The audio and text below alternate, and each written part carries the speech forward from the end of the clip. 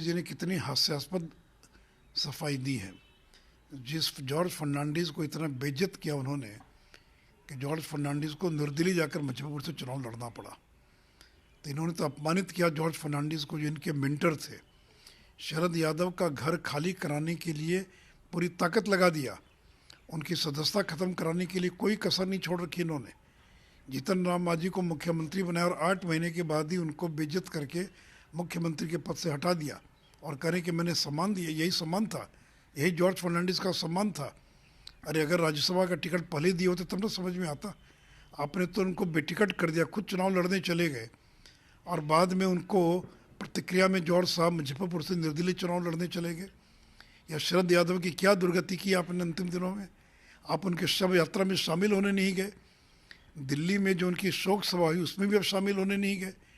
तो जिस शरद यादव ने, जिस जॉर्ज फर्नांडीज़ ने आपको इस ऊंचाई तक पहुंचाया, आपके मेंटर रहे, आपके अभिभावक रहे, उनको तो आपने इतना अपमानित और बेइज्जत किया।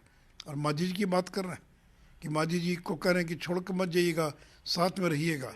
और मांझी जी को तो आपने कितना बेइज्जत किया, क्यों हटा दिया 8 महीने के भीतर मुख्यमंत्री के पद से। वो तो मांगने नहीं गए थे कि मुझे बना दीजिए, आपने पहले बनाया और बड़ा ढिंडोरा पीटा कि महादलित को बनाया, महादलित को बनाया, और 8 महीने के भीतर उनको बेइज्जत करके मुख्यमंत्री के पद से हटा दिया। तो नीतीश कुमार की बातों पर कोई भरोसा नहीं करते। उनकी विश्वसनीयता खत्म हो गई है। उनकी पहचान एक दल बदलू के रूप में, अपने बयानों को बदलने वाले व्यक्ति के रूप में, एक अस्थिर व्यक्ति के रूप में उनकी पहचान बन गई है। उन्होंने यह भी कहा कि 2015 में मैं 17 में मैं नहीं उनसे हटता, मैंने राजद से। बीजेपी वालों ने इस तरह का मैंने ये दबाव बनाया, उनको कई घोटालों में, कई नामों में, कई में डाला, फिर हम पर दबाव बनाया, तब हमको जाना पड़ा लाचारी। ये सब सफाई का कोई मतलब नहीं है। 17 साल जिस बीजेपी के साथ रहे, पहले नरेंद्र मोदी के नाम पर तोड़ दिया गठबंधन, फिर चले गए लालू के साथ, फिर लालू को छोड़कर आ गए बीजेपी के साथ, फिर बीजेपी के साथ छोड़कर फिर लालू के साथ चले गए।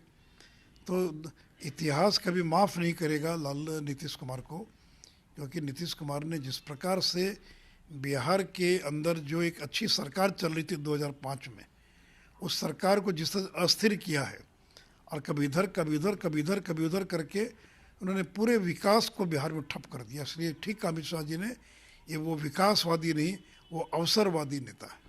नहीं देखिए, इतना बड़ा झूठा हिंदुस्तान में शायद ही कोई होगा। कल लालू यादव ने अपने वर्चुअल भाषण में गुरु गोलवलकर, जो राष्ट्रीय स्वयंसेवक संघ के एक समय में सर संघचालक थे, उनकी एक पुस्तक है बंच ऑफ थॉट्स, उसका हवाला देते हुए कहा कि उसकी पुस्तक में उल्लेख है कि काशी विश्वनाथ के मंदिर में कोई अगर दलित जाता है तो उसकी जूते से पिटाई करना है। इससे बड़ा झूठ कुछ दूसरा नहीं हो सकता। मैं चुनौती देता हूँ लालू यादव को, वो दिखला दें कि कहाँ लिखा होगा। लिखा हुआ मिल जाए तो मैं राज्यसभा की सदस्यता से मैं इस्तीफा दे दूंगा। इस तरह का झूठ बर्दाश्त नहीं कर सकते। और गरीबों के बीच में, पिछड़ों के बीच में इसी प्रकार का ये लोग दुष्प्रचार करते, कहते आरक्षण खत्म कर देंगे। है कोई माई का लाल जो आरक्षण खत्म कर देगा? जब तक नरेंद्र मोदी हैं कोई आरक्षण को ख़त्म नहीं कर सकता है। वो हम लोग हैं, भारतीय जनता पार्टी हैं, नरेंद्र मोदी हैं, जो आरक्षण की रक्षा करने वाले लोग हैं। लेकिन रटी रटाई बात, बार बार एक ही बात, आरक्षण ख़त्म कर देंगे, आरक्षण ख़त्म कर देंगे। अरे कौन ख़त्म कर देगा? उल्टे भारतीय जनता पार्टी ने तो ऊंची जाति के गरीब लोगों को 10% से अलग आरक्षण दिया। बिना दलित, आदिवासी, पिछड़ों के आरक्षण में छेड़छाड़ किए हुए अलग से आरक्षण का प्रावधान किया। तो इसलिए इस तरह की झूठी बातें बर्दाश्त नहीं होगी। और उससे मैंने कहा कि अगर हिम्मत है लालू यादव और उनके परिवार, उनके बेटों के अंदर, तो बंच ऑफ थॉट में कहाँ लिखा ये बताएं, सार्वजनिक करें। अगर प्रमाणित कर देंगे तो मैं राज्यसभा की सदस्यता से मैं इस्तीफा